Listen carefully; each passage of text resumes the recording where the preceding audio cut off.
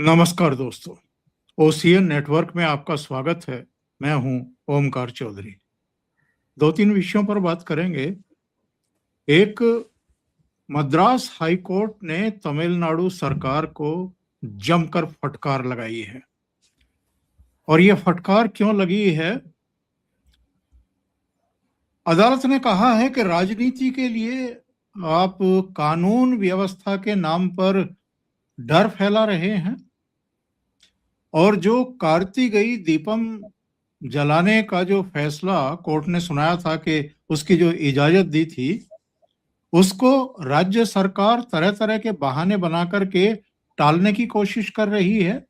कानून व्यवस्था खराब हो जाएगी, ये हो जाएगा, वो हो जाएगा। एक आस्था से जुड़ा हुआ मामला है। देवताओं की स्तुति में एक पहाड़ी पर, एक पर्वत की शिखा पर दीपक जलाना है, और राज्य सरकार राजनीतिक कारणों की वजह से एक ऐसा माहौल क्रिएट कर रही है। एक तो हम जरा इस पर बात करेंगे कि तमिलनाडु सरकार इस तरह की हरकतें क्यों कर रही है। दूसरे, जरा ये भी जानने की कोशिश करेंगे कि सुप्रीम कोर्ट ने, जिसके बारे में कहा जाता था कि भाई सरकार तो हमारी है लेकिन सिस्टम उनका है, ये हम बहुत समय से सुनते आ रहे हैं। लेकिन इधर हम देख रहे हैं कि अदालतों ने मेरिट पर अब फैसले लेने शुरू किए हैं, और दो लोग जिन्होंने दिल्ली ही नहीं बल्कि पूरे देश में अराजकता फैलवाने की कोशिश की थी 2020 में, जब डोनाल्ड ट्रंप पहले कार्यकाल में अपने परिवार के साथ दिल्ली पहुंचे थे। आपको याद होगा दिल्ली में दंगे हुए थे। उन दंगों में बाकी लोगों के साथ साथ उमर खालिद और शर्जिल इमाम के भी नाम आए थे, और अब उन पर गंभीर धाराएं लगी हुई हैं। 5 साल से वो तिहाड़ में हैं। सुप्रीम कोर्ट तक मामला पहुंचा था उनकी जमानत का। सुप्रीम कोर्ट ने उनको जमानत देने से न केवल इनकार किया, बल्कि उनके वकील कपिल सिब्बल से कहा कि 1 साल तक अब आप दोबारा जमानत की अर्जी नहीं लगाएंगे। निचली अदालत में जाइए, वो मेरिट पर इसमें फैसला करेगी, लेकिन हम जमानत नहीं दे रहे हैं क्योंकि बेहद संगीन आरोप हैं। इधर कांग्रेस के नेताओं के कुछ और बोल बिगड़े हैं, उन पर भी जरा चर्चा करेंगे। सीधे जुड़ लेते हैं भाऊ तोरसेकर जी के साथ, और उन्हीं से चीजों को समझने की कोशिश करते हैं। भाऊ प्रणाम, नमस्कार, बहुत स्वागत है आपका। भाऊ, मद्रास हाई कोर्ट ने फटकार लगाई है स्टालिन सरकार को, और मसला संवेदनशील बना दिया गया। उतना संवेदनशील था नहीं। वहां पर लगभग व्यवहार वैसा ही किया जा रहा है जैसा पड़ोसी देशों में हो रहा है। पाकिस्तान में जो हिंदुओं के या अल्पसंख्यकों के धार्मिक रीति रिवाज हैं, जो परंपराएं हैं, उनको न केवल रोका जाता है बल्कि धर्म स्थलों को गिरा भी दिया जाता है। तरह तरह के अत्याचार, दमन किए जाते हैं। अपने ही देश में ये सब भुगतना पड़ रहा है, तमिलनाडु हो, चाहे पश्चिम बंगाल हो, या कुछ दूसरे स्टेट हो। नहीं, इसका कारण हमारी जो क्या बोलते हैं उसको सहनशीलता है, इसका भी हमने अतिरेक किया है, तो परिणाम तो हम तो भुगतेंगे ना। यहाँ भी मुस्लिम अल्पसंख्यक है, क्रिश्चियन अल्पसंख्यक है, उन पर अगर थोड़ी भी आंच आती है तो वो चिल्लाना शुरू करते हैं। हम में से बहुत सारे लोग उनका साथ देते। तो अगर पाकिस्तान में हो, बांग्लादेश में हो, या यहां भी हो, अगर हिंदुओं पर थोड़ी भी आंच आ जाए तो हमारे बुद्धिजीवी हमारे साथ खड़े होते नहीं। तो हमारे सबसे पहले दुश्मन जो है वो हमारे सेक्युलर बने हुए बुद्धिजीवी हमारे दुश्मन है, ना कि अल्पसंख्यक है। हमको ये बोलना पड़ेगा। ये कोर्ट क्या करेगी, कानून क्या करेगा, वो छोड़ दो, वो बाद की बात है। देखो, बीमारी कहां फैली है, आप वहां जाओगे कोरोना होगा, यहां जाओगे प्लेग होगा, वो बात अलग है। लेकिन प्लेग होने के लिए मेरे शरीर में दुबलेपन होना जरूरी होता है। अगर मेरा शरीर अगर कंडम है, दुखड़ाइट है, वो उतना स्वास्थ्यपूर्ण नहीं है तो पहला दोष मेरा होता है, बीमारी का नहीं होता। तो जब तक हिंदू समाज में हम ये क्लियर नहीं करते कि हमें जो हमारे आस्थाओं के खिलाफ बोलने वाले लोग हैं उनका बंदोबस्त हम पहले करेंगे। जो हिंदुत्व के खिलाफ बोलेगा उसको किसी भी चुनाव में हिंदू वोट नहीं देगा।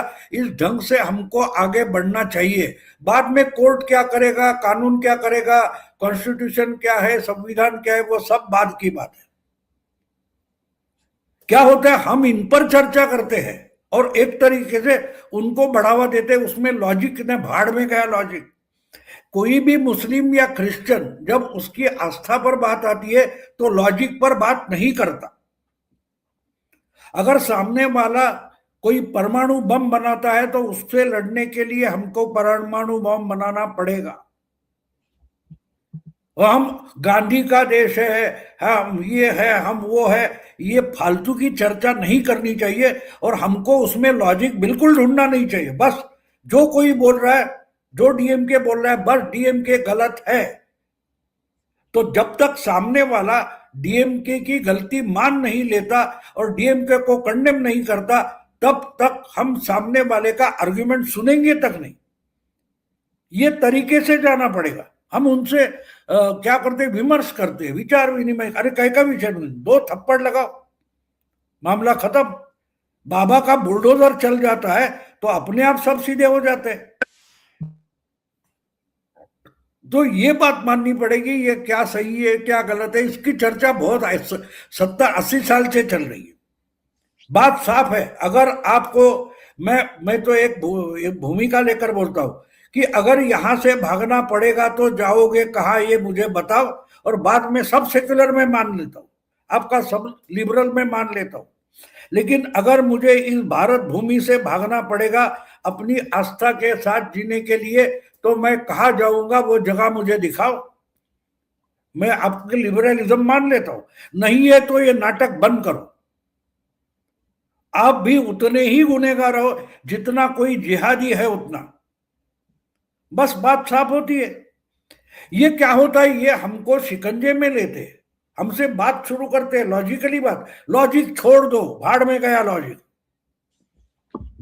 अगर आपको आपकी आस्था बचाने, इस्लाम की बुनियाद क्या है, क्रिश्चियनिटी की बुनियाद क्या है, सबसे पहले आस्था है।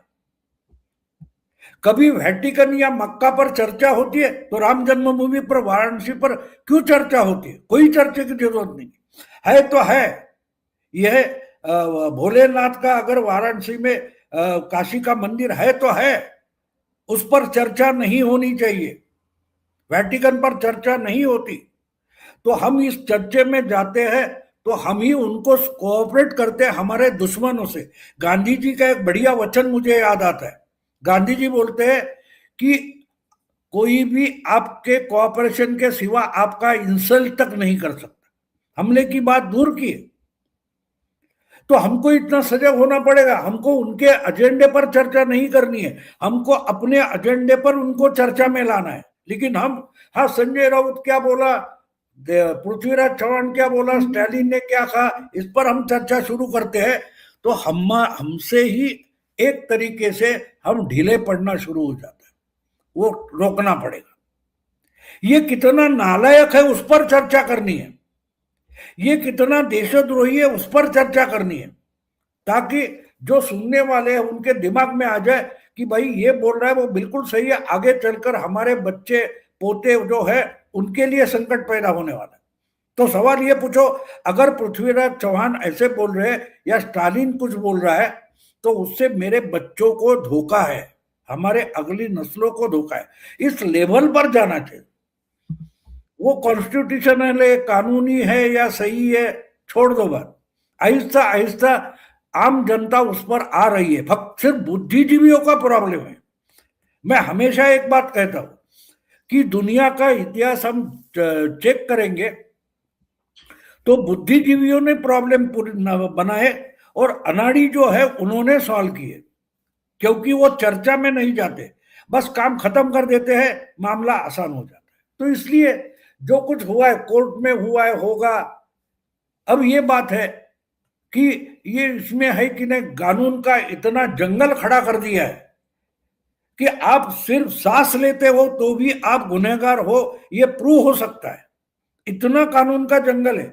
आपको पता नहीं कि इस कानून में के आधार पर आप कुछ करने जाओगे तो वो कानून टूट जाएगा। घर में इतना सामान भर के रखा है कि कोई चूहा घुसा है, कोई कॉकरोच घुसा है, तो उसको पकड़ने या मारने जाओगे तो अरे टीवी टूट जाएगा, अरे अलमारी का कांच टूटेगी, अरे ये होगा, ये बर्तन, अरे क्या है। तो जंगल कम करो, काम खत्म हो गया। घर का सामान जो रोजमर्रा की चीज नहीं है वो क्यों भर के रखते हो? और फिर हमको ही रहने को जगह कम हो रही है। अरे होगी नहीं तो क्या होगी, आपने कचरा भर के रखा है घर में।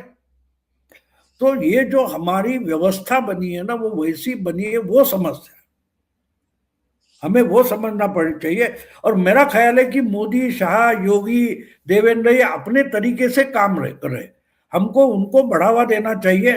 जो कुछ कर रहे हैं, हमको कुछ समय के लिए लगेगा कि अरे भाई ये तो गलत हो रहा है, तो हमसे ज्यादा वो कर रहे हैं ना, हम तो कर नहीं रहे, हम खाली बकवास कर रहे हैं। तो अगर वो कुछ काम कर रहे हैं तो वो नाउम्मीद ना हो, उसके लिए प्रयास करनी चाहिए। सुप्रीम कोर्ट के फैसले को आप कैसे देखते हैं, जिसमें उमर खालिद और शर्जिल इमाम की जो याचिका थी जमानत की, वो खारिज भी की और खरी खरी सुनाई भी। किस किस को सुनाई? कपिल सिब्बल थे, अभिषेक मनु सिंघवी थे, सिद्धार्थ दवे थे, कई जो चेहरे हमें दिखाई देते हैं, सलमान खुर्शीद भी थे। और ये सब बचाव किनका कर रहे थे? जो दिल्ली दंगे के आरोपी हैं और 5 साल से तिहाड़ में बंद हैं। इन बस पर यही, बहुत बस बस बस बस बस एक मिनट, आपने जो कहा वो आप ही थोड़ा समझ लो, आप थोड़ा समझ लो। सुप्रीम कोर्ट ने क्या कहा कि पिछले 4-5 साल से मैं ये बार बार सुन रहा हूं, अगले 1 साल मुझे आपकी दलील सुननी ही नहीं है, लेकिन भाऊ को सुनिए, ओमकार चौधरी को सुनिए, संजय दीक्षित को सुनिए, लाइन पर कैसे सुप्रीम कोर्ट आ गई। अरे बार बार वही बात बोल रहे हो तुम, नहीं सुनिए, अगले 1 साल मेरे दरवाजे पर आना नहीं। इस निर्णय तक सुप्रीम कोर्ट क्यों आया है सोचो, उसके पीछे का लॉजिक समझो। उनको मालूम है ये नालायकों का समर्थन करने आएंगे, तो इनके लिए 1 साल के लिए दरवाजा बंद करो। तो हम भी तय कर सकते हैं कि कोई जो देश के खिलाफ बोलेगा तो उसके बारे में 1 साल हम चर्चा नहीं करेंगे। क्या हम कर सकते हैं? नहीं करेंगे। हम बोलेंगे सुप्रीम कोर्ट को करना चाहिए, हम बोलेंगे मोदी को करना चाहिए, और हम क्या करेंगे? हम चर्चा करेंगे। ये गलत है। मैं मानता हूं कि जो अच्छे काम हो रहे हैं उसकी तरफ हमको मुड़ना चाहिए, निगेटिविटी से बाहर हमको भी निकलना जरूरी है। ये अच्छी बात है, सुप्रीम कोर्ट ने किया तो सुप्रीम कोर्ट इस निगेटिविटी से बाहर निकली कि भाई ये सारी है तो कितनी लंबी है, इसका पल्लू कहां से है, ये सब चर्चा क्यों शुरू की जाती है? अगर इस पर जाओ नीचे के कोर्ट में, जल्दी से तारीख निकालो, उसका अगर वो इनोसेंट है तो प्रूव करो, जमानत के लिए मत आओ। और ये दलीलें मेरा ख्याल है कम से कम 50 बार तो ये खालिद के लिए गए कोर्ट में, तो उनका मुनकर एक पट्टी लगा दी। तो इससे हमें सीख लेनी चाहिए। सुप्रीम कोर्ट ने क्या किया है, उस ऑर्डर में मत जाओ, उस ऑर्डर का मायने समझो। मैं मानता हूं कि वो उस ऑर्डर से क्लियर कर दिया कि 1 साल में ये आपका बकवास हमें सुनना नहीं है।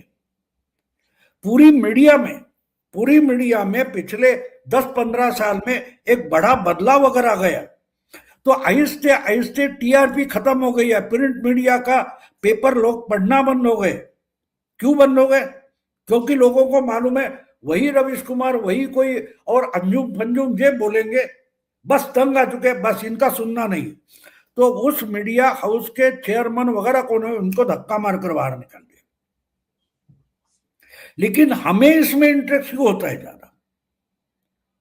इससे भी बहुत ज्यादा, मैं अभी पहले आपसे बात कर रहा था, वही पृथ्वीराज चौहान जैसा हमारे पूर्व मुख्यमंत्री है महाराष्ट्र के, बहुत ज्ञानी, होशियार, पढ़ा लिखा इंसान, लेकिन उसकी लाचारी देखो।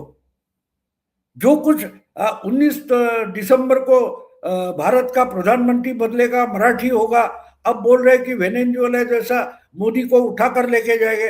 अरे वो बुद्धिमान है, ये इतना पागल जैसा बात नहीं करेगा। लेकिन पृथ्वीराज ऐसी बात इसलिए कर रहा है कि उनको भी पता है अगर पागल जैसा कुछ नहीं बोलेंगे तो मीडिया उठाएगा नहीं। आजकल का मीडिया के चर्चा विमर्श हम देखते हैं तो ऐसा लगता है कि भाई निगेटिव बोलो, गलत बोलो, पागल जैसा कुछ बोलो तो बस वो मुद्दा बन जाता है। अब कल की बात है, मेरा एक मराठी में हमारे दूसरे है उनका उसका पॉडकास्ट हो रहा था। मैंने बोला हरून खान का बीजेपी क्यों बोले? अरे जो अमित शाह टर्म था उसने 50 मिनट का भाषण किया है, उसमें 10 सेंटेंस सिर्फ क्या बोलते हैं उसको, पठान के बारे में, खान के बारे में थे। लेकिन 50 मिनट में आपने 50 सेकंड का वो उठाया और वही न्यूज करके दिखा रहे। तो उसको अगर पब्लिसिटी चाहिए तो उस खान पर बोलना पड़ेगा, क्योंकि बाकी मुंबई के लिए ब्लूप्रिंट क्या है, मुंबई में क्या डेवलपमेंट करेंगे, उसमें वो आधा घंटा बोला है, लेकिन आप तो उस पर नहीं बोलेंगे। तो कहने का मतलब मेरा ये है कि हमको भी इनकी तरफ पीठ दिखाना जरूरी है, ना इनको सीरियसली लेना है। बंद करो इन पर चर्चा। राहुल गांधी क्या करते हैं? अब आज अभी अभी मैंने किसी एक यूट्यूबर का ये देखा, जो मोदी नहीं कर पाए वो राहुल गांधी कर पाए। क्या किया? तो ट्रंप को कुछ धमकी दी वगैरह वगैरह। अब बात यह है कि राहुल गांधी ने 50 करोड़ का चेक दे दिया, उसके खाते में पैसे हैं। अगर मोदी देता है चेक तो उसका पैसा निकलेगा 50 करोड़। राहुल गांधी अगर ब्लैंक चेक भी दे दे तो उसका कोई मतलब है नहीं, लेकिन वो चेक लेकर अगर हम घुमाएंगे तो हम भी आहिस्ता आहिस्ता मजाक का कारण बन जाएंगे। तो सुप्रीम कोर्ट का जो आपने बताया, तो मैं मानता हूं कि सुप्रीम कोर्ट की अकल ठिकाने आई या वो भी तंग आ चुके। बस भाई, उमर खालिद से भी ज्यादा बहुत 70,000 केसेस पड़े हुए हैं, हम वो सुन नहीं पा रहे। तो अगले अक्सर पूरा साल आप लोग नहीं आने चाहिए। तो बस ये एजेंडे से निकाल दो, चर्चा की एजेंडे से अगर हम उनको निकाल देते हैं, आम जनता ने तो निकाल दिया है तो हमको भी निकालना पड़ेगा। और वही मैं मानता हूं सुप्रीम कोर्ट ने सिब्बल को क्या बताया छोड़ दो, हमको भी कुछ बताया, तो वो हमको समझना चाहिए। मैं हमेशा बोलता हूं कि दूसरे को अगर सबक मिलता है तो हमको भी उससे सीखना जरूरी होता है। बहुत सारी चीजें। हाँ बोलिए।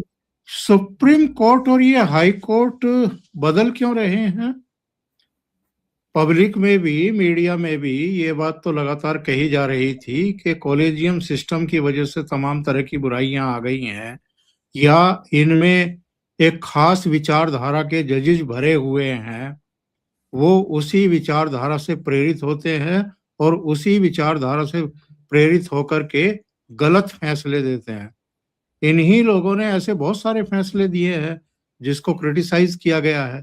अब आकर के अगर हम ये मान रहे हैं कि सद्बुद्धि आ गई है सुप्रीम कोर्ट को या हाई कोर्ट को, जो मद्रास हाई कोर्ट ने कहा या जो सुप्रीम कोर्ट ने कहा, तो ये बुनियादी अंतर क्यों दिखाई दे रहा है इनकी अप्रोच और सोच में? नहीं, ये समय का बदलाव है। देखो आज धोतिया कितनी दुकान में मिलती है, तो वो बदलाव आ गया? नहीं, बदलाव आ गया। आज अगर लोग घर से बाहर निकलते हैं, ज्यादा धोती संभालने में तकलीफ होती है तो लोग पतलून पहनते हैं, दुकानें पतलून की हो गई। तो ये मैं बदलाव नहीं मानता, ये समय की मांग होती है, समय की मांग होती है। अगर मीडिया में ये सब चीजें नहीं चल रही है, हमारा पेपर नहीं चल रहा है, तो बहुत सारे संपादकों को नारियल देकर घर से मीडिया हाउसेस ने भगा दिया है ना। अब कल की बात है ना, कोई वो लल्लन टॉप वाला, उसको भी निकाल दिया। तो क्यों निकाल दिया वो सोचो, क्योंकि जो जिसने पैसा लगाया, कैपिटल पूंजी लगाई, उसको भी उससे प्रॉफिट चाहिए। अगर प्रॉफिट नहीं मिल रहा है तो कारण क्या है? वो ढूंढते भाई इसके सब्जेक्ट सारे लोगों को नापसंद सब्जेक्ट ले रहा है, तो हमको इसको भगाना पड़ेगा, तो ले लेते। तो वैसे ही सुप्रीम कोर्ट में बैठे जज जो होते हैं वो भी इंसान है आखिर, उनको भी पता चलता है कि जो हम संविधान या कानून का विमर्श है उसके आधार पर बहुत बढ़िया बोल रहे हैं, लेकिन अगर जनता नहीं तो एक दिन जनता कोर्ट में घुसकर मारेगी भी। ये जब रियलाइजेशन हो जाता है तो उनको बदलना पड़ता है। आपको एक बात याद दिला दूं कि जब दीपक मिश्रा सुप्रीम कोर्ट के सरन्यायाधीश थे, चीफ जस्टिस थे, उस वक्त 4 जजों ने बगावत कर दी थी। आपको याद होगा, चेलमेश्वर, गोगोई वगैरह जजेस ने प्रेस कॉन्फ्रेंस की थी, सब कुछ हो गया था। और उसके बाद जब आगे चलकर गोगोई खुद चीफ जस्टिस बने तो उन्होंने पहले ही दिन प्रशांत भूषण को अपने कोर्ट से निकाल बाहर किया था। तो वो बदलाव था? बिल्कुल बदलाव नहीं था। आहिस्ता आहिस्ता उनके भी समझ में आता है कि एक बात होती है, जब तक एक पत्थर को आप भगवान मानते हो तब तक वहां मत्था टेकते हो। जिस दिन आपको रियलाइज हो जाता है कि भाई ये तो पत्थर है, तो आप नहीं मत्था टेकोगे। तो पत्थर को भी ये ध्यान में रखना पड़ता है कि जब तक लोग मुझे भगवान मानते हैं तब तक मत्था टेकेंगे। तो ऐसा मुझसे कुछ नहीं होना चाहिए कि लोगों के समझ में आ जाए ये पत्थर है। तो ये अगर रियलाइजेशन कोर्ट में आ रहा है, मीडिया में आ रहा है, हर जगह आ रहा है, तो उससे लोग बदल रहे हैं, दुनिया जमाना बदल रहा है। उसमें कोई बड़ी बात नहीं, वो समय की मांग होती है हर चीज की। म्यूजिक में, फिल्मों में बदलाव आ रहा है। आपने अभी अभी देखा होगा, धुरंधर में इतनी धमाल कर दी है। अरे एक समय था कि एक देश प्रेमी या एंटी पाकिस्तान फिल्म बनती है तो उसको, आपको याद होगा, कश्मीर फाइल को थिएटर मिलने में तकलीफ हो रही थी 8 साल पहले। आज धुरंधर के लिए हर थिएटर रेडी है। क्यों? यह बदलाव कैसे आया? पर अगर कश्मीर फाइल धंधा करती है, वैक्सीन वॉर धंधा करती है, ताशकंद फाइल धंधा करती है, तो पूंजी लगाने वाले आ गए, थिएटर भी आ गए। तो ये बदलाव है? बिल्कुल बदलाव नहीं, वो समय की मांग होती है। मोदी भी समय की मांग थी। लोग तंग आ चुके थे इनके सेक्युलरिज्म से। इसलिए 8 चुनाव के बाद अगर मोदी को सिंगल पार्टी मेजॉरिटी आई, क्योंकि वो समय की मांग थी। और उस बदलाव के लिए आंदोलन सेक्युलर लोगों ने छेड़ा था।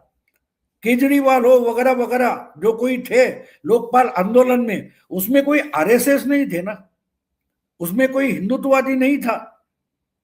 लेकिन उनमें भी बहुत सारे लोग थे कि वो बदलाव चाहते थे। और लोगों को जब वो बदलाव की आहट दिखाई दी कि मोदी जैसा प्राइम मिनिस्टर हो सकता है, तो मोदी ने लोगों ने वो अवसर लपक लिया और मोदी को सिंगल पार्टी मेजॉरिटी 2 बार दी। तो वो मैं बदलाव नहीं मानता, मैं मानता हूं कि ये समय की मांग होती है। अगर समय की मांग के साथ आप नहीं बदलोगे तो आप इतिहास में जमा हो जाते हो, आप खुद इतिहास बन जाते हो, क्योंकि वर्तमान में जीने लायक आप नहीं बचे। यही उसका तथ्यार्थ होता है। भाव थोड़ी सी चर्चा जरा आखिर में बीएमसी और दूसरे जो नगर निगम के चुनाव हो रहे हैं उन पर कर लें।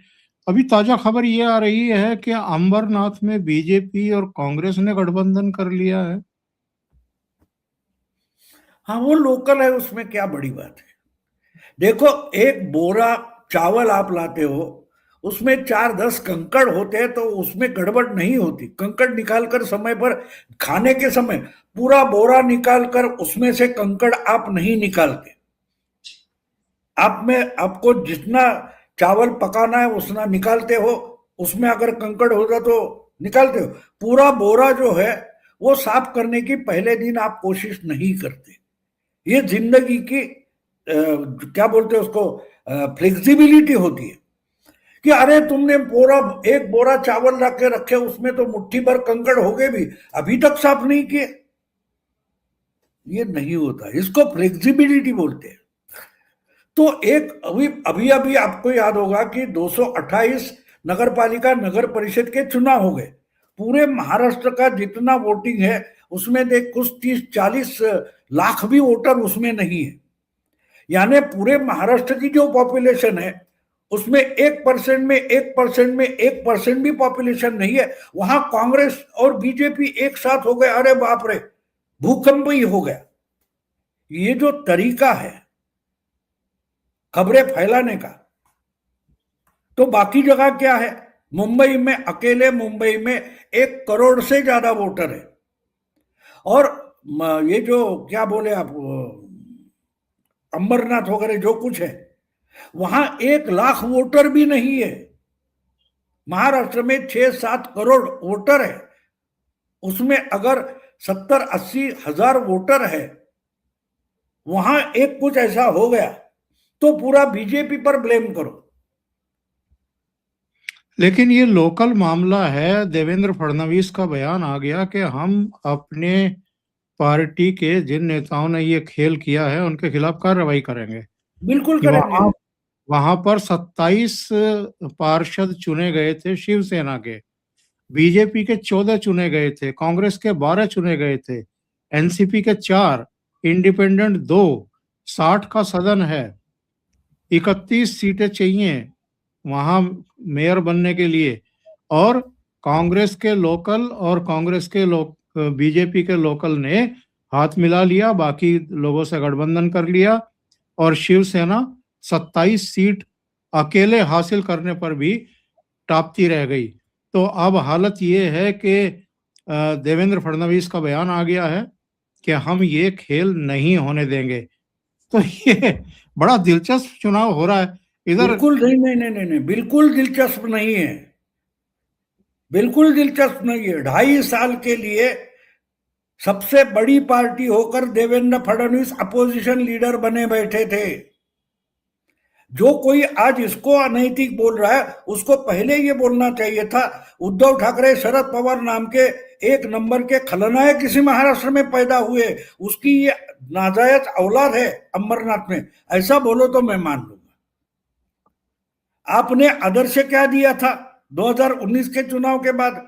अरे भाई, किसी के साथ जाकर चुनकर आओ और बाद में जिसको चाहिए वो इकट्ठा हो जाओ, बहुमत दिखाओ और ले जाओ। और आपको याद होगा, जयपुर में मैंने 3 साल पहले एक बोला था, डेमोक्रेसी की वैल्यू क्या है। हमारे महाराष्ट्र में जो स्पीकर हुआ करते थे, सभापति, विधानसभा के अध्यक्ष थे अरुण गुजराती, उन्होंने उस बार 99 में बताया था, 26 साल पहले, कि अब हमारी डेमोक्रेसी आंकड़ों की है। 51 दिखाओ, तुम पूरे के पूरे 100 ले जाओ, आपके पास 49 है तो तुम भिखारी हो। ये हमारी डेमोक्रेसी आंकड़ों की है। अगर ये गलत है तो मुझे एक बताइए कि नीतीश आएगा, नायडू आएगा और मोदी सरकार गिर जाएगी, ये बोलने वाले क्या आज बोल रहे हैं? आज अचानक उनको अमरनाथ सबसे बड़ा लग रहा है, और देश का पार्लियामेंट बिल्कुल छोटा है अमरनाथ की नगर पालिका से। अगर वो लोग जो आज अमरनाथ में जो कुछ हुआ वो गलत है, अनैतिक है बोल रहे हैं, उनके लिए मेरा सवाल है, अगर आपने नीतीश और नायडू के बारे में अनैतिक बातें मत करो ऐसा कांग्रेस को कहीं टोका होगा प्रवक्ता को, तब आप आज अनैतिक बात करो, लेकिन आज उस अनैतिक शब्द का इस्तेमाल करने का अधिकार भी आपको नहीं रहता। अगर आप मोदी को गिराने के लिए नीतीश और नायडू निकल कर आएंगे या बात कर रहे हो, अगर वो अनैतिक नहीं है तो अमरनाथ में जो हुआ वो अनैतिक नहीं है, अजूबा नहीं है, क्योंकि हमारी डेमोक्रेसी आंकड़ों की है। हाँ, उसको भाजपा निकाल दे, वो करे, वो अलग है, वो अलग है, वो मैं उस पर नहीं बोलूंगा। लेकिन अगर वो नैतिक था, अगर वो संवैधानिक था, तो ये पूरा का पूरा संवैधानिक है। क्योंकि एक बात ध्यान में रखो, एक बात ध्यान में रखो, जो चुनकर आता है वो पार्टी का बाद में है, पहले वो इंडिविजुअल है। उस वार्ड के, उस चुनाव क्षेत्र के वोटर ने उसको अपना प्रतिनिधि करके चुना है, वो पार्टी का गुलाम कब से बन गया? ये कहां की डेमोक्रेसी? अगर वो लोग चाहते कि हमको ये अपोजिशन लीडर चाहिए, ये मेयर चाहिए, तो उनका वो पूरा अधिकार है, पार्टी उसमें हस्तक्षेप करे, वो अनडेमोक्रेटिक है। नहीं, लेकिन पार्टी तो हस्तक्षेप कर रही है। देवेंद्र फडणवीस ने कह दिया कि हम ये नहीं मानेंगे, और हम 2.5 साल से जिनके साथ सरकार चला रहे हैं, शिवसेना यानी शिंदे सेना, हम उसके साथ हैं। इस तरह के गठबंधन के साथ नहीं है। नहीं, वो उनको बोलना जरूरी है क्योंकि बीएमसी के चुनाव चल रहे हैं, वो बोलेंगे। लेकिन देखो, ये अंदरूनी झगड़े चलते रहते। आपको याद होगा नागालैंड में पवार की पार्टी की पूरी पार्टी बोली वहां की कि हम तो बीजेपी की गवर्नमेंट, बीजेपी की मिलीजुली सरकार है, उनके साथ जाएंगे। आप हाँ बोलो या ना बोलो, हम पार्टी बदल कर वहां जाएंगे। तो पवार ने ओके दिया था। ये कोई पुरानी बात नहीं है। तो ये 2 मिनट के लिए कोई हीरो बनता है, 2 मिनट के लिए कोई विलन बनता है, वो चर्चा करने का बड़ा विषय नहीं मानता। हाँ, राज्य की लेवल पर होता है तो अलग बात है। 1973 में मुंबई में वंदे मातरम पर बड़ा बवाल मचा था और बाला साहब ठाकरे ने वंदे मातरम पर ही बीएमसी के चुनाव लड़े थे। लेकिन चुनाव खत्म होने के बाद उसी मुस्लिम लीग के 11 कारपोरेटर का सपोर्ट लेके सुधीर जोशी को मेयर बनाया था। तो वो क्या था? वो नैतिक था। तो ये नए नए बच्चे हैं, उनको नैतिक क्या होता है, अनैतिक क्या होता है पता नहीं है। तो वह चर्चा होती रहती है। हम जैसे लोगों ने, मैच्योर लोगों ने उस पर ज्यादा ध्यान देने की जरूरत है। लोकल मामला है, चलता रहता है, ऐसा इधर उधर थोड़ा बहुत हो जाता है। लेकिन उससे पार्टियां नहीं चलती। जो नेशनल पार्टियां है, क्षेत्रीय पार्टियां है, वो लोकल लेवल पर जो करती है उस पर इसका इम्पैक्ट कितना होगा वो देखा जाएगा। और इसलिए देवेंद्र ने बोला है कि ये चलने नहीं देंगे। ये चलने कब तक नहीं देंगे? 16 तारीख तक। 16 तारीख के बाद सब चुपचाप हो जाएगा। आपको याद होगा, कुमारस्वामी मुख्यमंत्री बने थे, येदियुरप्पा उप मुख्यमंत्री बने थे, तो लोगों को दिखाने के लिए रुमाल आंखों को लगाकर देवेगौड़ा रोते बैठे थे, याद है आपको? और आगे जाकर वही देवेगौड़ा मेरे ही बेटे को मुख्यमंत्री कंटिन्यू करो, इसके लिए अडवाणी के दरवाजे पर जाकर खड़े रहते। तो ये ड्रामा चलता है, उसको हम कितना सीरियस लेंगे उसमें है। और ये राज ठाकरे और उद्धव ठाकरे के साथ आने का कोई फायदा इनको मिलेगा क्या, दोनों भाइयों को? अगर नुकसान ही नहीं हुआ है तो फायदा क्या होगा? राज ठाकरे निकल गया, उसका जो नुकसान था 2009 में हुआ था। उसके बाद राज ठाकरे का कोई बड़ा इम्पैक्ट 2014, 2019 और 2024 के चुनाव में दिखाई नहीं दिया। तो अगर नुकसान भी नहीं हो रहा था, और 3 साल पहले तो आदित्य ठाकरे ही बोला था जो पार्टी खत्म हो चुकी है उस पर मैं रिएक्ट क्यों हो जाऊं, और आज उसके ही पैर पकड़ने गए कि भाई हमारे साथ आ जा। तो उसका कोई फर्क नहीं पड़ने वाला। लोग मन बना चुके हैं तो उसी तरीके से उसके रिजल्ट आएंगे, उसमें कोई बड़ा फर्क नहीं पड़ेगा। भाऊ, बहुत बहुत धन्यवाद जुड़ने के लिए और कई विषयों पर अपडेट देने के लिए। दर्शकों से निवेदन है, आपको ये चर्चा अच्छी लगी हो तो लाइक करें, इस वीडियो को फॉरवर्ड करें। अभी तक चैनल सब्सक्राइब नहीं किया है तो सब्सक्राइब कर लें और साथ में लगे बेल आइकॉन को दबा दें ताकि आगे आने वाले वीडियो और उनके नोटिफिकेशन आपको मिलते रहें। भाव के 2 चैनल हैं, मराठी में प्रतिपक्ष और हिंदी में प्रतिवाद, उनको भी आप सब्सक्राइब करें। बहुत बहुत धन्यवाद। नमस्कार।